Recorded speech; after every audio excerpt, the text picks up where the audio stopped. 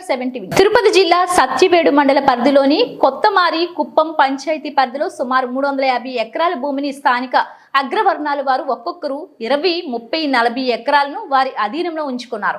ఆ భూములను రెవెన్యూ అధికారులు స్వాధీనం చేసుకుని కొత్తమారి కుప్పం అరుంధతి వాడ నివాసం ఉంటున్న ST/SC గిరిజనులకు 2 ఎకరాల వంతున పట్టాలిచ్చి వారిని ఆదుకోవాలని సిపిఐ నాయకుడు చిన్నిరాజు ఆధ్వర్యంలో కొత్తమారి కుప్పం ST/SCల వారితో తహసీల్దార్ కార్యాలయం వద్ద ధర్నా నిరసన కార్యక్రమం నిర్వహించారు. ఈ సందర్భంగా సిపిఐ నాయకుడు చిన్నిరాజు, ఎంపీటీసీ మోహన్ రెడ్డి ఇరువురు మీడియాతో మాట్లాడుతూ కొత్తమారి కుప్పం పంచాయతీ పరిధిలోని 350 ఎకరాలు చుక్కల భూములను అగ్రవర్ణాల వారు స్వాధీనం చేసుకుని తైలం చెట్లు, వివిధ రకాల చెట్లను నాటుకొని పెంచుతున్నారంటూ ఆరోపించారు.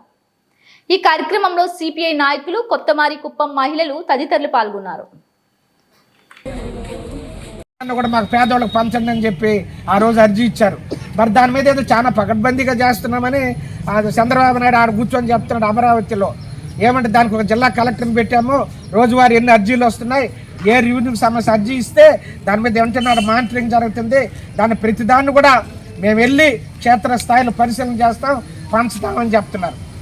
ఈ లోపల ఏమవుతుందంటే అక్కడ ఉన్నటువంటి పేదవాళ్ళ మీద దళితులనైతే బెదిరించలేకపోవచ్చామో కానీ గిరిజనులు మాత్రం బెదిరించడానికి అవకాశం ఉంది.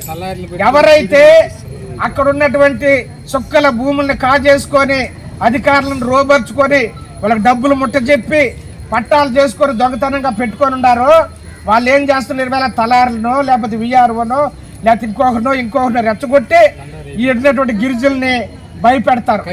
మీరు ధర్నాకు పోకూడదు, భూమిలో దిగకూడదు, మీ మీద దిగితే మీ మీద కఠినమైన చర్యలు తీసుకుంటామని ఒక ఆయన చెప్తున్నారు. కానీ నమస్కారం. యాక్చువల్గా రెవెన్యూ సర్వీస్ కొత్తమారి కుప్పంలో డిసెంబర్ 21వ తేదీ జరిగింది. యాక్చువల్గా ఆ రోజు వచ్చి ఎస్సీలు ఎస్టీలు వచ్చి డీకేటీ భూములు కావాలని అడిగినారే కానీ ఇది మారుగా మాకు శ్మశానానికి ల్యాండ్ కావాలని ఎవరు అడగలేదు. కానీ పాయింట్ అనేది డైవర్ట్ చేసినారు. రెండోది ఏంటంటే నేను ఇదే తలారికి కానీ విఆర్ఓ కానీ సర్వేర్ కానీ ఎంఆర్ఓ కూడా నేను ఇంతకుముందు వినిపించాను. సార్ ఇది మరి డీకేట్ తీరుస్తున్నారు, ఎవరు ఇచ్చినారు, ఎవరు ల్యాండ్, దానికి డాక్యుమెంట్స్ ఎవరి కాడ ఇంతకుముందు ఎవరి కాడ ఉంది, ఆ ల్యాండ్ మళ్ళీ వీళ్ళకి ఎట్ట వచ్చింది అని అడిగినాను. అదంతా మనకు తెలియదన్నారు. అది ఒక దగ్గర తీర్చినారు, తగిలించి పెట్టినారు, మళ్ళీ ఇంకో దగ్గర తీర్చినారు, మళ్ళీ తగిలించి పెట్టినారు, మళ్ళీ ఇంకో దగ్గర మళ్ళీ మూడో దగ్గర కూడా తీర్చినారు. తీర్చి తగిలించి చెట్లు పెట్టిన తర్వాత మళ్ళీ ఒక ఎస్టీ అతను ఒక ఇద్దరు పోయేసి పాపం రాళ్ల భూమిలో తీర్చిన దానికి అతని మీద కఠినమైన చర్యలు తీసుకోవాలనేసి ఎంఆర్ఓ ఈ పొద్దు పంపిస్తాడు. ఇన్ని రోజులు ఏం తీసుకొని మొన్న రెవెన్యూ సదస్సులో ఆయన సార్ ఏం పేరు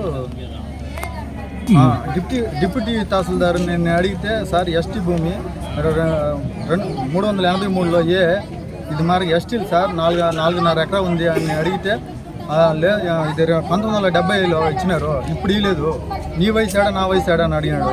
అడిగేసి సార్ ఇది అంటే ఇన్నేళ్ళుగా వాళ్ళకి సామర్థ్యం లేదు సార్, తీర్చేదానికి చెట్లు తీర్చుకునేదానికి సామర్థ్యం లేదు అటని అడిగితే, అంటే మీరు అప్పుడు తీర్చేదానికి సమస్య ఇది లేదంటే ఎవరు డబ్బు ఇస్తే వాళ్ళకి చేయించేస్తారా మీరు పట్ట అంటే దానికి నోరే ఇవ్వలేదు, సైలెంట్ అయిపోయినాడు. ఆ దెబ్బతో సైలెంట్ అయిపోయినాడు. ఇదంతా నేను ఒకటి విన్నపం చేసేది ఏంటంటే మన రెవెన్యూ డిపార్ట్మెంట్కి అట్టే మిగతా అందరికీ ఎస్సీ ఎస్టీలకి కనీసం 20 సెంట్లు వచ్చిన అందరికీ పంచాలనేదే నా ఒక ఇది. 2003లో సార్ ఇచ్చింది. ఇప్పుడు మాత్రం ఎకరాలు మళ్ళించుకుంటున్నారు సార్. మాకు జానడు జాగాయి ఇచ్చినారు, మేము ఇంట్లో ఉన్నాం, ఓలో పిలిచి ఇచ్చినారు, ఇచ్చి అది ఆడకపోయింది, దాన్ని కొలిచి ఇచ్చినారా చూపించినారా, మేము ఆడపోయి చూపించినా ఎవరిని అడిగినా మా తాతల సొత్తులు, మా ఎవరి సొత్తులు మేము మళ్ళీ పెట్టామంటున్నారు సార్. ఖచ్చితంగా వాళ్ళ తాతల సొత్తు అయితే మాకు అవసరమే లేదు.